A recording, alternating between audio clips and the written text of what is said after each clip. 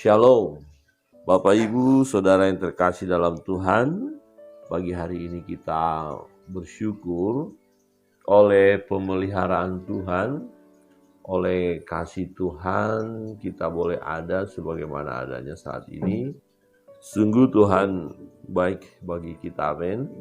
Tuhan baik, Yesus tetap memperhatikan kita, peduli kepada kita, bahkan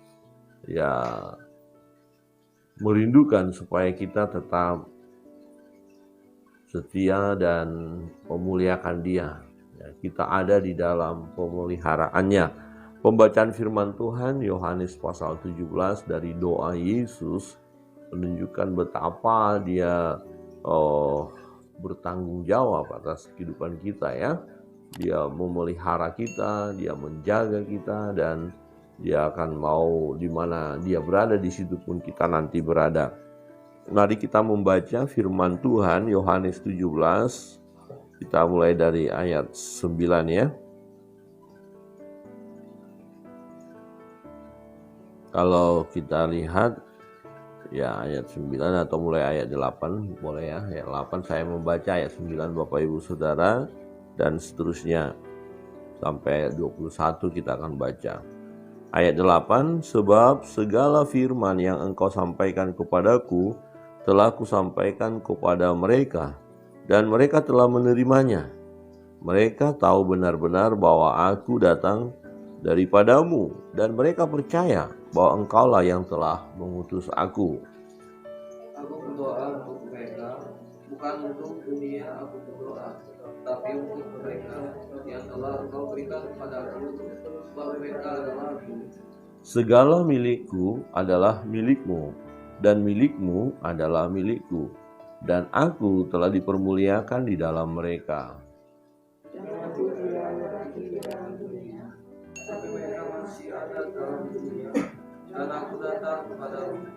Ya Bapa yang kudus, dilawalah mereka dalam namamu, yaitu namamu yang telah engkau berikan kepadaku, supaya mereka menjadi satu sama situ. Selama aku bersama mereka, aku memelihara mereka dalam namamu, yaitu namamu yang telah engkau berikan kepadaku. Aku telah menjaga mereka, dan tidak ada seorang pun dari mereka yang binasa, selain daripada dia yang telah ditentukan untuk binasa, supaya genaplah yang tertulis dalam kitab suci. Tetapi sekarang aku datang kepadamu, dan aku mengatakan semuanya ini sementara aku masih ada di dalam dunia, supaya penuhlah sukacitaku di dalam diri mereka. Aku telah memberikan firman-Mu kepada mereka, dan dunia membenci mereka, karena mereka bukan dari dunia, sama seperti aku bukan dari dunia. Aku tidak meminta supaya engkau mengambil mereka dari dunia, tetapi supaya engkau melindungi mereka daripada dunia. Mereka bukan dari dunia, sama seperti aku bukan dari dunia. Kuduskanlah mereka dalam kebenaran, firman-Mu adalah kebenaran. Sama seperti Engkau telah mengutus aku ke dalam dunia, demikian pula aku telah mengutus mereka ke dalam dunia. Dan aku menguduskan diriku bagi mereka, supaya mereka pun dikuduskan dalam kebenaran.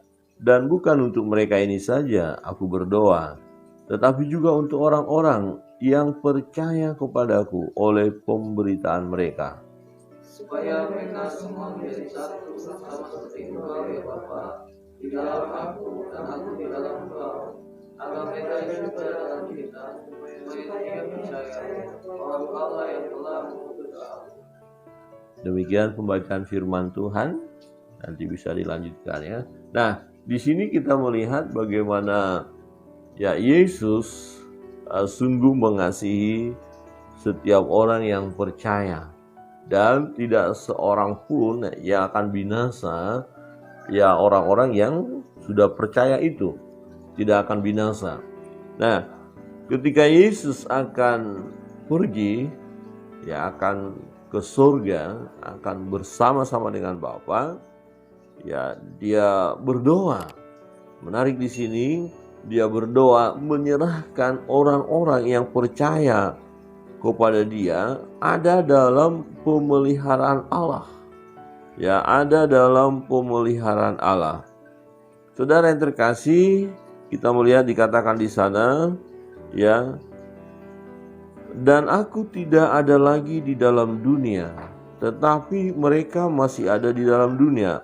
Orang-orang percaya masih ada di dalam dunia. Nah, rupanya orang-orang percaya, saudara dan saya, kita yang ada di dalam dunia ini penuh dengan tantangan, penuh dengan pergumulan. Ada musuh yang harus kita hadapi juga. Artinya ada sewaktu-waktu kita mendapatkan serangan musuh. Ya, sewaktu-waktu juga kita lemah tak berdaya. Sewaktu-waktu kita juga akan menghadapi persoalan yang rumit, yang luar biasa. Nah, terus siapa yang akan memberikan kekuatan kepada kita? Siapa yang akan menolong kita? Siapa yang akan memelihara hidup kita? Nah, Yesus naik ke surga. Ya, dan aku tidak ada lagi di dalam dunia, tetapi mereka masih ada di dalam dunia. Ya, Yesus datang kepada Bapa yang kudus. Nah, di dalam bagian ini dikatakan bahwa Yesus berkata, peliharalah mereka dalam namamu, yaitu namamu yang telah engkau berikan kepadaku, supaya mereka menjadi satu sama seperti kita. Yang pertama, kita melihat bahwa Allah memelihara hidup kita. Amin. Yesus berkata kepada Bapa, peliharalah mereka dalam namamu. Ya, dalam nama Allah, dalam nama Tuhan, dalam namamu yang telah engkau berikan kepadaku. Nama itu, nama Allah itu diberikan kepada Yesus. Jadi nama Yesus itu nama dari Allah itu sendiri. Jadi orang-orang percaya ada dalam pemeliharaan Yesus. Nama Yesus. Jadi di dalam nama Yesus ada sukacita, ada ketenangan, ada damai sejahtera, ada jalan keluar untuk persoalan pergumulan. Ya, ada kekuatan, ya, ada kesembuhan, ada pemulihan di dalam nama Yesus. Jadi kita dipelihara oleh Bapa, dipelihara oleh Allah di dalam nama Yesus. Jangan takut apapun tantangan pergumulan yang kita hadapi, karena Tuhan bersama dengan kita. Ya, di ayat 12 berkata begini, selama aku bersama mereka, selama Yesus bersama dengan murid-murid, bersama dengan orang percaya, ketika Yesus ada di dunia, aku memelihara mereka dalam namamu, yaitu namamu yang telah engkau berikan kepadaku. Ya, aku telah menjaga mereka, dan tak seorang pun dari mereka yang binasa. Saudara yang terkasih dalam Tuhan, orang-orang yang percaya di dalam Yesus, tidak saja ketika Yesus ada di dalam dunia mereka terpelihara, tetapi ketika Yesus naik ke surga pun, bahkan Yesus berkata dia pergi ke surga mau menyediakan tempat bagi orang percaya. Jadi Tuhan selalu memelihara kita, Tuhan menjaga kita, Tuhan melindungi kita. Dikatakan, aku telah menjaga mereka dan tidak ada seorang pun dari mereka yang binasa. Ya, firman Tuhan yang lain berkata begini, siapa yang bisa memisahkan kita dari kasih Allah? Penindasankah, kelaparankah, sakit penyakitkah, kuasa kegelapankah, peperangankah, ketelanjangan? Enggak ada. Memang itu serangan-serangan yang bisa mau menyerang kita, tapi itu tidak akan bisa memisahkan kasih Allah di dalam kita. Ya, kita tidak akan terpisah dari kasih Allah. Kasih Allah itu begitu kuat, begitu erat menempel. Jadi tak seorang pun di antara orang percaya itu akan binasa. Amin. Tidak akan binasa karena Tuhan menjaga. Di ayat 13 berkata, tetapi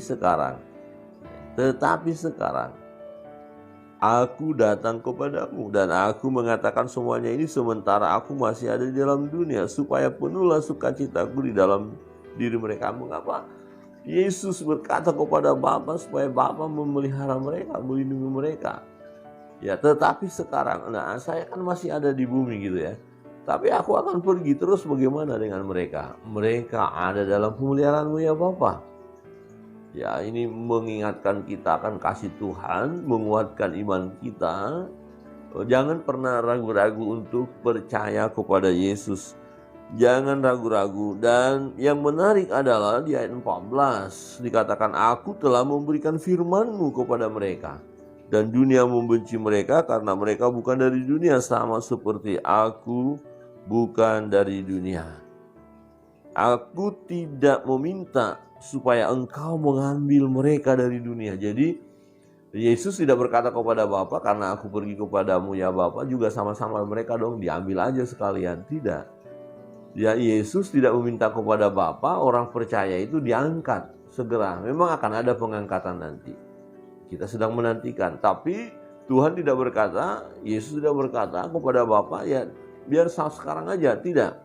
Aku tidak meminta supaya engkau mengambil mereka dari dunia, tetapi supaya engkau melindungi mereka daripada yang jahat. Nah, kita ada di dalam dunia yang jahat. Tetapi Tuhan Allah, Bapa di surga, ya, kuasanya iya dan amin, dan Dia melindungi kita, memelihara kita, memproteksi kita dari segala serangan-serangan kuasa kegelapan. Saudara terkasih dalam Tuhan, kita menghadapi tantangan, kita menghadapi pergumulan.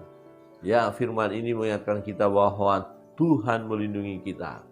Dan manakala kita mulai mengalami persoalan yang luar biasa itu, kita seakan-akan sudah mulai lemah oleh karena segala sesuatu. Ingat, ada firman Allah. Bacalah firman, renungkan firman, dan firman itu sudah Tuhan berikan kepada kita. Aku telah memberikan firman-Mu kepada mereka, kata Yesus. Jadi firman Tuhan yang ada pada kita, firman Tuhan yang kita miliki adalah kekuatan bagi kita. Amin. Firman itu tajam, kuat, dahsyat, ya. Firman itu ya dan amin. Firman itu pelita bagi kaki kita sehingga terang bagi jalan kita. Jadi kalau kita menghadapi katakanlah suasana yang tidak nyaman karena ya keadaan dunia seperti ini, mari datang kepada firman. Baca dan renungkan firman itu. Firman itu berkuasa. Oh, hari ini saya mengalami satu perasaan yang gak nyaman, gundah gulana. Rasanya kok sedih ya, rasanya kok begini ya. Mari datang kepada firman. Itu sebabnya Yesus memberikan firman itu kepada kita, supaya kita datang kepada firman itu, dan firman itu memberi kekuatan kepada kita. Firman itu memberikan ketenangan kepada kita. Yang pertama, Bapak Ibu Saudara yang terkasih dalam Tuhan, di dalam doa Tuhan Yesus, permintaannya kepada Bapa bahwa kita ada dalam pemeliharaan Bapa. Amin. Kita ada dalam perlindungannya. Jangan takut dengan dunia, jangan takut dengan keadaan yang mau kuasa kegelap, kuasa si jahat yang mau menyerang kita. Jangan takut, hadapi, karena kita ada dalam perlindungan Tuhan. Yang kedua yang menarik adalah kita tidak hanya sekedar dipelihara oleh Tuhan, dijaga oleh Tuhan, tetapi juga diberikan mandat, diberikan tugas. Ayat 18, sama seperti engkau telah mengutus aku ke dalam dunia, demikian pula aku telah mengutus mereka ke dalam dunia. Jadi kita memang tidak segera terangkat, tidak segera kepada Bapa. Bapa tidak mengambil kita. Kita masih diberi kesempatan hidup di bumi, di dalam dunia ini. Rupanya kita ada di dunia ini adalah utusan Tuhan. Kita sedang diutus ke dalam dunia. Jadi dunia yang gelap, kita memiliki terang, kita diutus untuk membawa terang itu. Kita jadi terang itu karena kita sudah menerima terang itu. Kemudian kita bergerak menerangi kegelapan sehingga kegelapan itu menyingkir. Jadi saudara dan saya adalah utusan Tuhan di dunia ini. Ya, diberikan kesempatan kepada kita untuk menjadi saksinya, untuk membawa terang itu, untuk mengabarkan kabar sukacita supaya lebih banyak lagi orang-orang datang kepada Tuhan. Ya. Jadi kalau mau kita bertanya begini, kenapa kita diutus oleh Tuhan ke dalam dunia?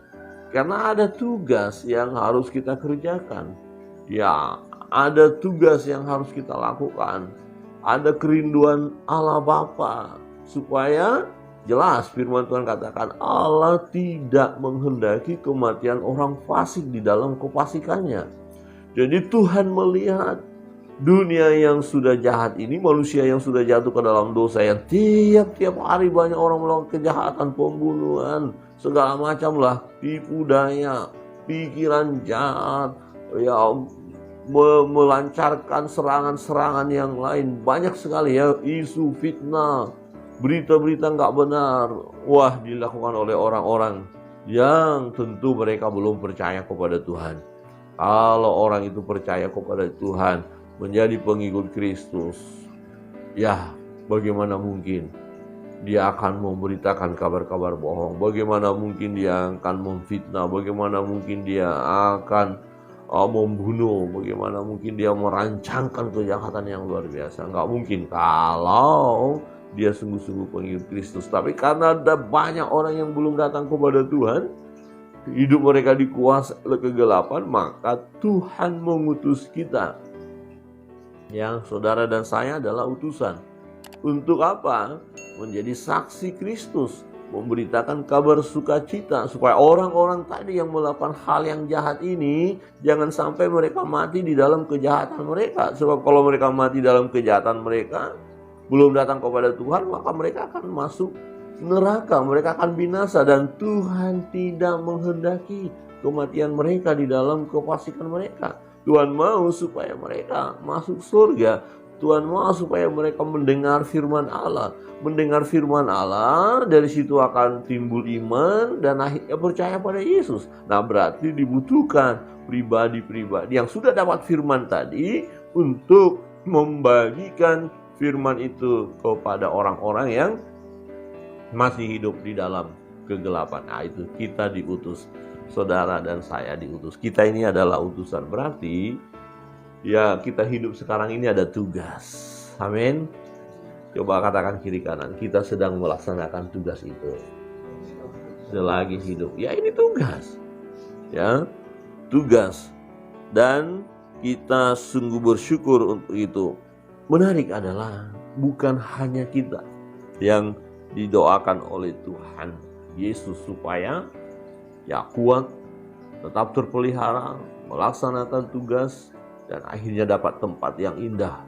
Bukan hanya kita. Menarik adalah begini, yang bagian ini sangat penting sekali yang menguatkan kita bahwa tidak sia-sia kita menjadi saksi Kristus. Di ayat 20, kita baca bersama-sama sekali lagi, ayat 20. 1, 2, 3. Dan bukan untuk mereka ini saja aku berdoa, tetapi juga untuk orang-orang yang percaya kepadaku oleh pemberitaan mereka. Wow. Jadi ada orang-orang yang sudah Tuhan persiapkan, di mana mereka itu nanti akan bertemu dengan kita. Dan kita akan melayani mereka, dan akhirnya mereka datang kepada Tuhan. Dan itu Tuhan sudah berdoa. Yesus sendiri sudah berdoa. Jadi Yesus tidak hanya berdoa kepada orang percaya ini, orang yang sudah mengikut dia didoakan oleh Yesus, tidak. Tetapi juga Yesus berdoa untuk orang-orang yang percaya kepada dia, percaya kepada Yesus oleh pemberitaan murid-murid, oleh pemberitaan orang percaya, oleh pemberitaan saudara dan saya. Jadi ada orang-orang yang akan kita jumpai.